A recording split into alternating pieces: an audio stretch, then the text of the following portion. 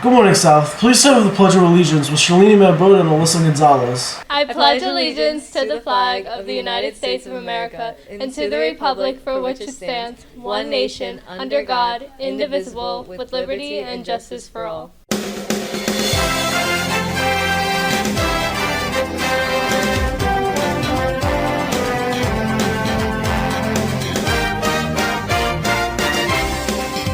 We'll hear more from the recent publishees later in the show.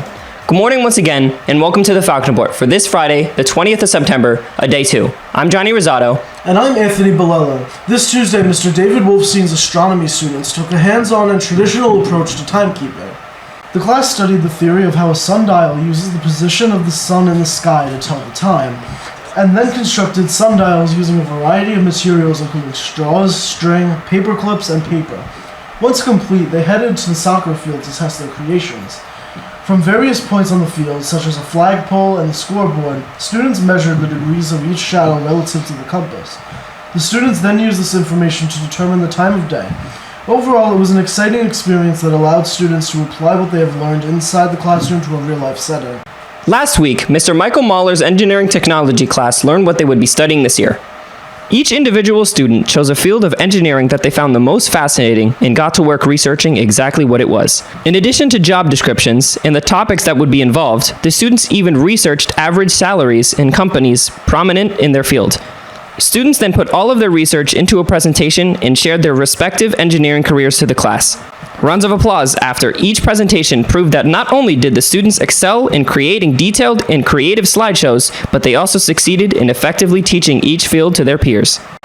This past Monday, 2 South students were named National Merit Scholarship semifinalists, a title given to only 16,000 students out of a pool of 1.5 million nationwide.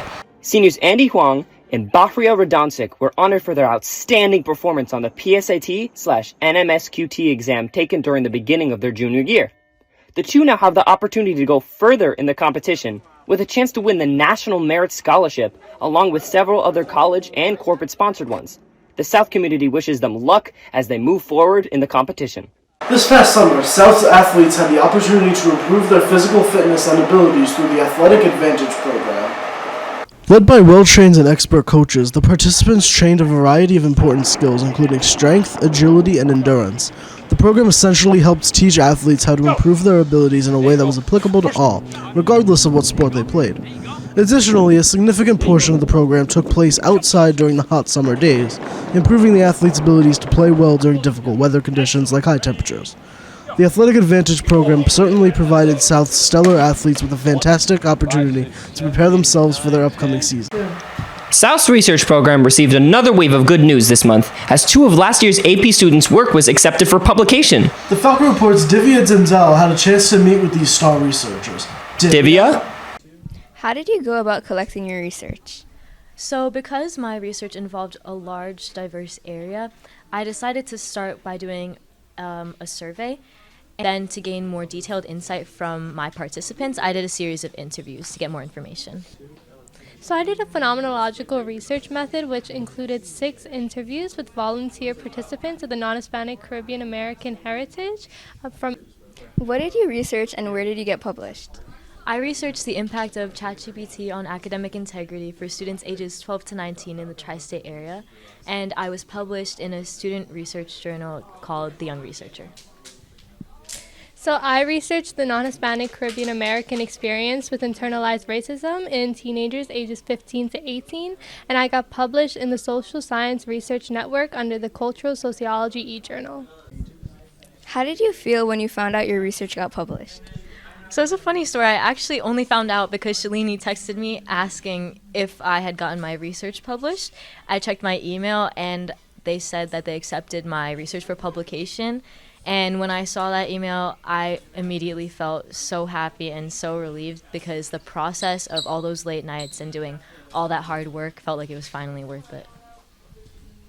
So I found out when I was in Texas on summer vacation. The first person I told was my mom. I opened that email and I was like, oh my God, I just got published. We all worked out. When the Falcon Report returns, we'll learn more about a brand new space available to the South community. But first, a bird's eye view of 9th period marching band. The Falcon Report will be right back.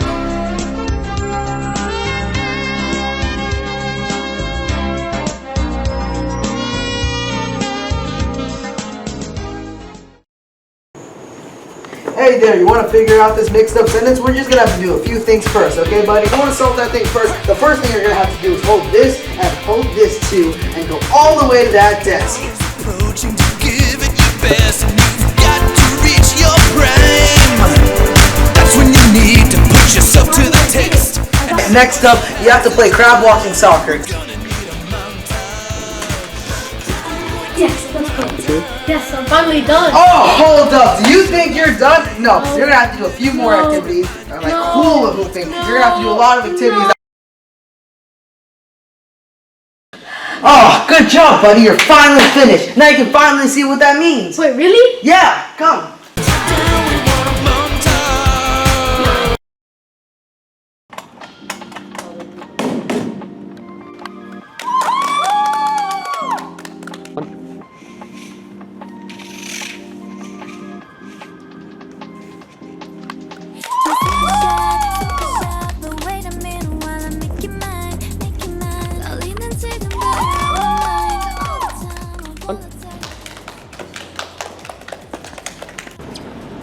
What are y'all doing? Preparing for the first cultural society meeting. Oh, really? What is it? It's today at South Hall after school. Oh, really? Thanks. I'll be there.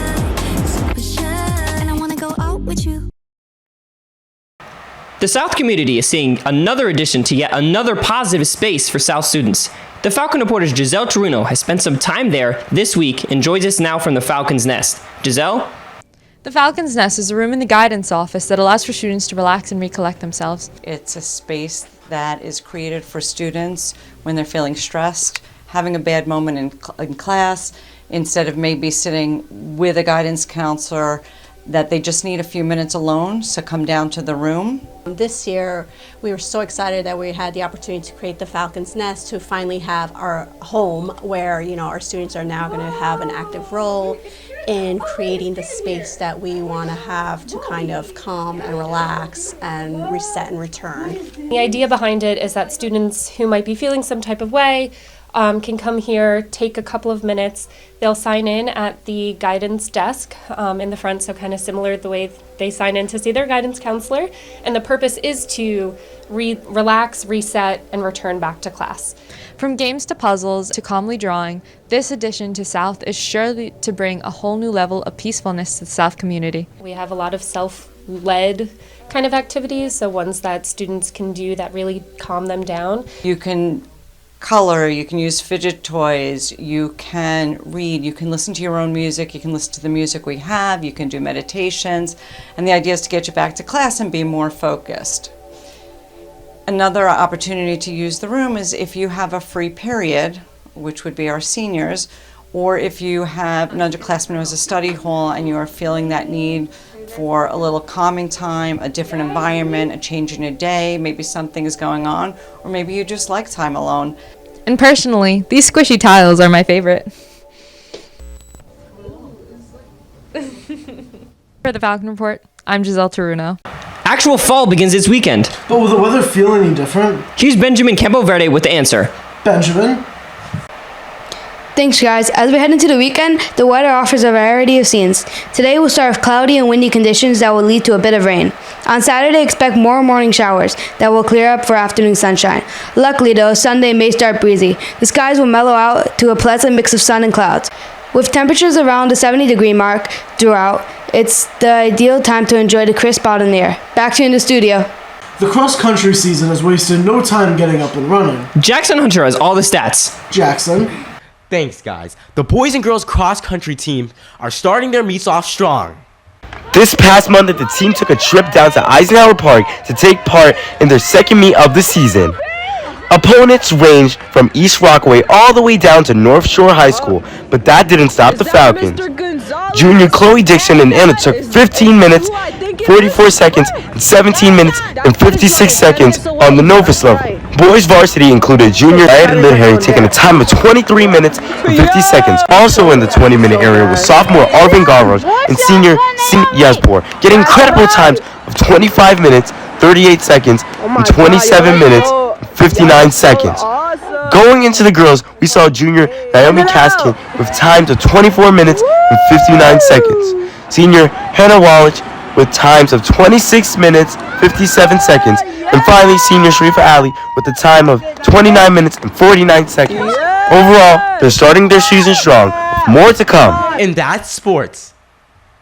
That's all for this edition of the Falcon Report. For Anthony Bilello, I'm I'm Johnny. What are you doing? Doing my English work, Johnny. We're filming right now. It's doing 2 periods, Johnny. Oh.